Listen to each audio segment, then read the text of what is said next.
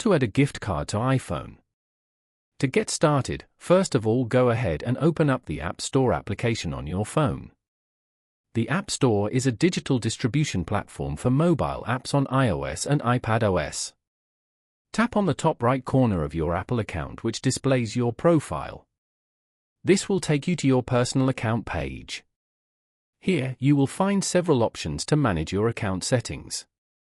From the list of options, tap on Redeem Gift Card or Code. You are now on the Redeem a Gift Card or Code screen. From here, you can either use your camera to scan the code or enter it manually. Tap on Enter Code manually as shown. Simply type your code into the text field and tap Redeem to add the balance to your Apple account. Following these steps, you can easily redeem a gift card on an iPhone. Thank you for watching. Please leave a like if this tutorial helped you, or leave a comment below if you have any questions related to the video.